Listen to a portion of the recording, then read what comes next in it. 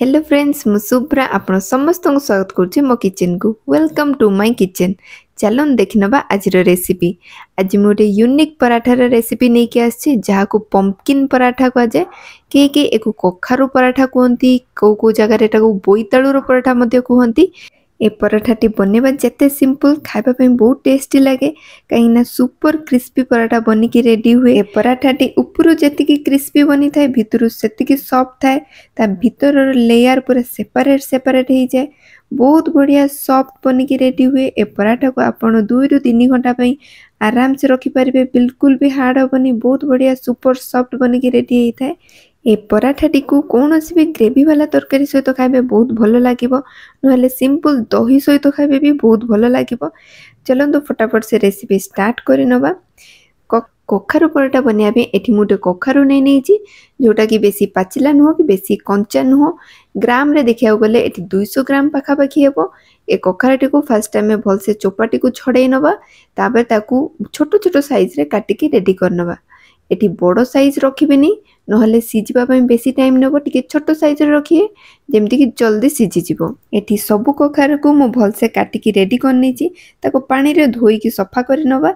एपटे gas रे मु गोटे कप पाखापाखि पानी को भलसे फुटई नहीं से हाफ चामच लुण दे देबी से काटिकी रखिथवा कखार को दे दबा देखि भलसे मिक्स कर नवा तापर कभर करके 2 मिनिट सीझिया छाड़ी दबा। एटी 2 मिनिट भितर कखारुटी भलसे सीझिकी रेडी हो जाए। गोटे कंटा चामच रे चेक कर नेबे जदि कखारुटी भलसे सीझी जाइथिबो ताको हल्का ठंडा कर देबे। तापर कखारु को छांकी छांकी की पानी देबेनी खाली कखारु को छांकी छांकी की गोटे ग्राइंडिंग जार रे दे देबे से अल्प किछि पानी देकी गोटे स्मूथ पेस्ट बनेकी रेडी कर नेबे। से पेस्ट को आमे जो थिरे अटा को चकटी की रेडी करबा से जगह को ट्रांसफर करनबा। सेथिरे एबे आमे अटा नै नबा एठी मु 1.5 कप पाखापाखि अटा नै सेथिरे गोटे चामच चीनी दे देबे हल्का टिके मीठा टेस्ट पई 2 चामच पाखापाखि धनिया पत्र काटिकी दे देबी सेथिरे 1/3 चामच मु जुआनी दे देबी 2 चामच तेल दे देबी। तेल देले पराठाटी बहुत बढ़िया खास्ता होता है। जदि आपनको कखारुटी पाचिला थिबो तो एथिरे चीनी दबा बिल्कुल दरकार नहीं जेहेतु ये कखारुटी हल्का कंचा अच्छी से गोटे चामच चीनी देइछि।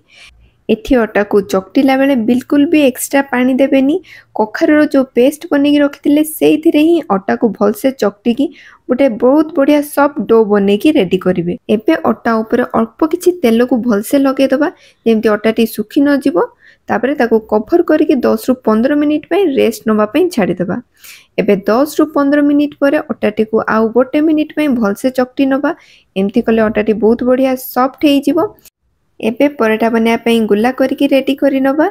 ए नॉर्मली आपण जेमिति रुटी पई गुला करंती ताठू टिके बड़ साइज रहिबो पराठार गुला काहेकि ना पराठाटा टिके मोटा रहिले ही भल लागे। एबे गोटे गोला नहीं नवा अल्प टिके अटारे डस्ट करके ताको गोटे छोट पूरी साइज रे बेलिकी रेडी कर नवा।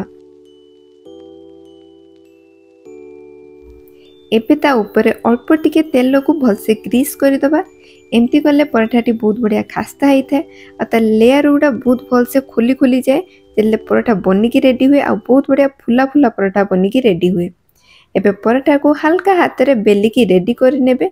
एटी मु गोटे ट्रायंगल पराठा बनैछि आपण चाहिले एको स्क्वायर वाला भी बनै परिबे। एमिति सेम प्रोसेस रे एटी मु सब पराठा को बनेकी रेडी कर नेबी। एटी पराठाटी बेलिला भितर जदि मो रेसिपीटी आपन को यूनिक लागि थाए तो प्लीज गोटे लाइक कर दियंतु।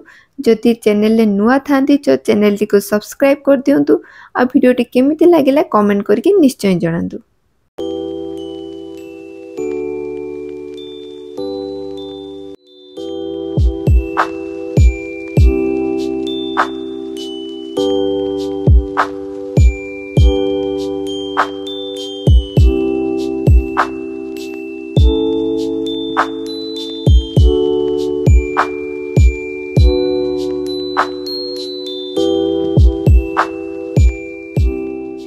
एठी मु 2 प्रकार रो पराठा बनेकी देखैछि आपन को जे कोनोस्टी भी इजी लागुछि से प्रोसेस रे आपन पराठा बनातु।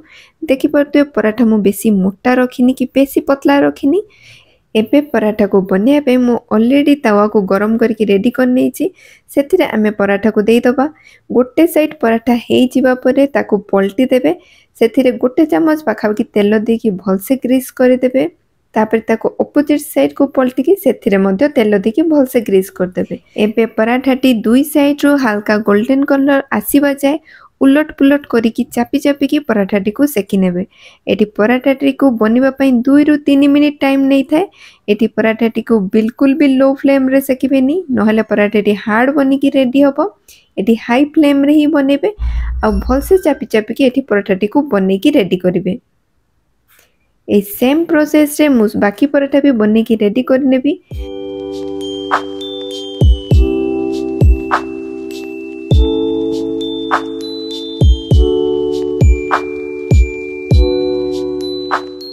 ए पराठाटी को कौन सी भी स्पाइसी ग्रेवी वाला तरकारी सहित खाइबे बहुत भल लागिबो एठी मु कखारु पराठा को कड़ाई मशरूम सहित सर्व करछि जहार कॉम्बिनेशन बहुत बढ़िया लागे देखि परते पराठाटी केते सॉफ्ट अछि आ ये कड़ाई मशरूम सहित ता टेस्ट डबल ट्रिपल हे जे जति रेसिपीटी भल लागि था तो प्लीज वीडियो गोटे लाइक कर दियंतु।